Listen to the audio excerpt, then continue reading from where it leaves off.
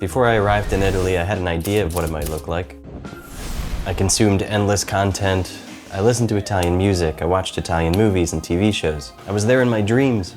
And after doing all the work to get the student visa, I was ready to start this wild new chapter of my life. But this is where expectations meet reality, and the two are never really the same.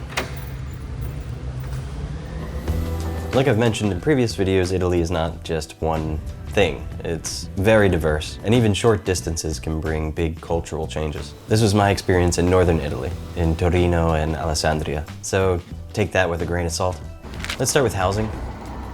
When you're searching for an apartment, you'll find that a lot of apartments in Italy don't have air conditioning. You'll also find that a lot of apartments in Italy don't have screens on the windows. I don't think I've ever seen one. You have to assume that you're going to be opening your windows a lot, and you're going to have some visitors coming through the window. Mostly mosquitoes or insects. You're just very close to nature. Finding an apartment as a foreigner without a job contract is not that easy. I sent emails to a bunch of agencies and I didn't hear back from any of them.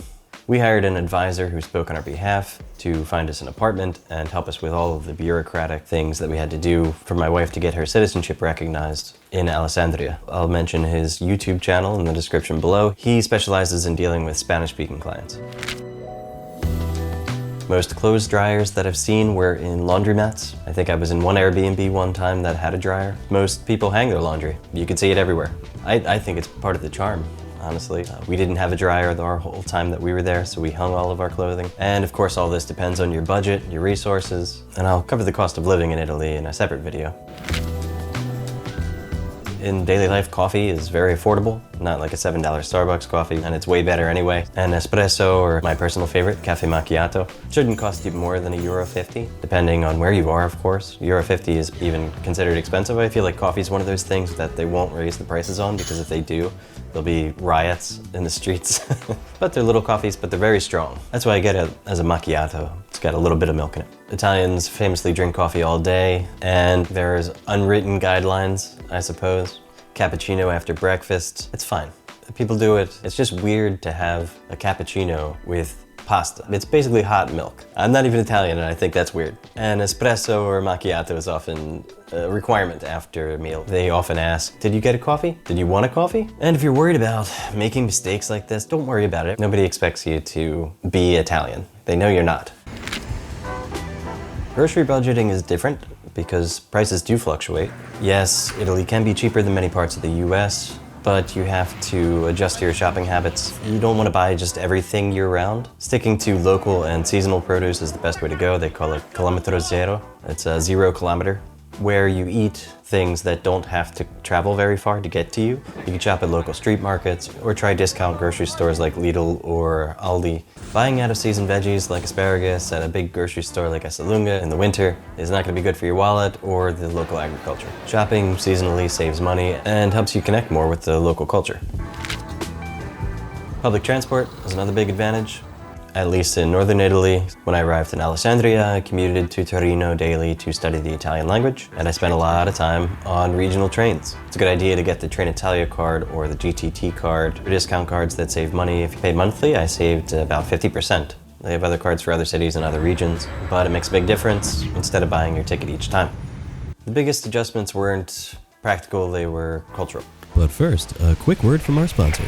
My name is Ian C. Francis. I am a video editor and I edit videos for creators with 350,000 plus subscribers on YouTube and Instagram. We take more video now than we ever did, but a lot of times it just sits on our phone or our hard drives and we never actually make anything. I will walk you through each step of my process of how I built a cinematic travel video. This is something that I think anybody can do. This isn't for the algorithm, this is for us to be able to build something that you're going to be proud of, that creates the feeling of the trip that we went on, to share with the other people that were on this trip with you. Or if you were traveling solo, this may be something that you can look back on and remember how it felt. In Alessandria, we were consistently surprised by how every day, between like 4:30 and 5 o'clock in the afternoon, the streets went from being completely deserted to being packed full of people. This is what they call the Passeggiata, or the daily stroll. Families, couples, groups of friends, the older generations, kids running in the streets. That's something that I had never experienced coming from the US, and it's something that just happened every day consistently. And larger cities in Italy kind of dilute it a little bit, so you won't see it as much. But in Alessandria, where I was, it was pretty cool.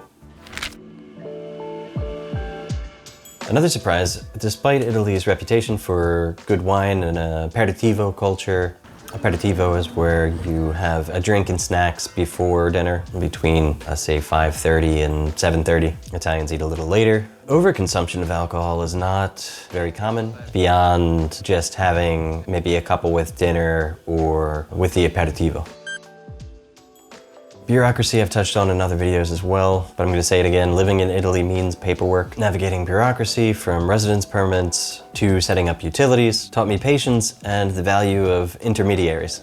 And honestly, I said in my last video that you could live your whole life in Italy without speaking Italian, depending on where you live, in a major city surrounded by other expat groups. But in small towns like Alessandria, language proficiency isn't optional. It's essential for peace of mind and avoiding isolation. Even at my B2 level, moments of misunderstanding, confusion, and isolation still happen. Fully integrating could take years of consistent effort.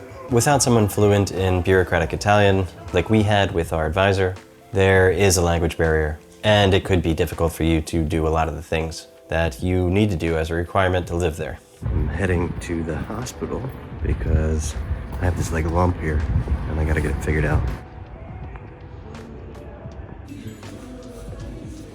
Getting our internet, for example, did take 3 months. It took 2 months, 27 days to get internet.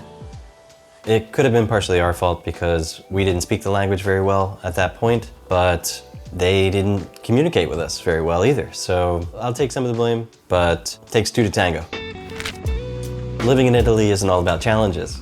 It's also incredible cultural access. Italy wants culture to be accessible to everyone. Programs like the Abbonamento Musei Piemonte, I have a little card. And this little card you pay for one time, I think it's 55 euros. You have it for a year, and it gives you access to over 200 to 250 museums around the Piemonte region. If you just go to the Museo Egizio, for example, it may cost you 15 euros. Just if you go to the Palazzo Reale, that could cost you another 15 to 20 euros. So if you just go to a couple museums, this pays for itself. I wish I knew about it earlier because I had went to a bunch of museums before and paid for them, and I wouldn't have had to pay for them if I just would have went and bought the museum pass when I first got there. There's an information office right across from the Palazzo Madama in Torino. I recommend going over there and getting it.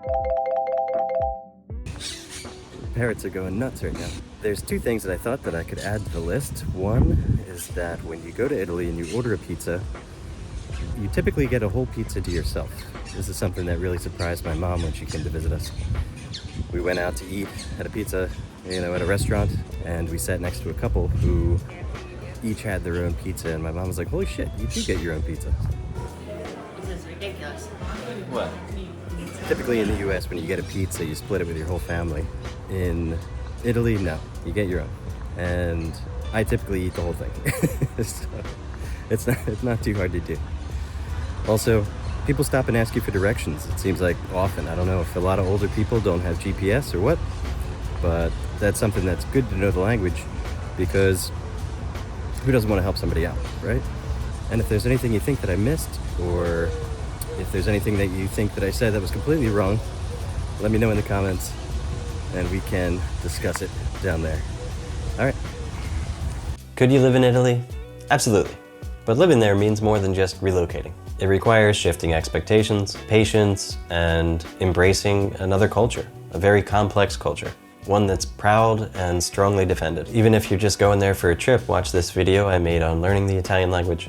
A little bit can go a long way. Consider subscribing. A like on this video goes a long way as well to helping support this channel, and I will see you very soon. All right, peace.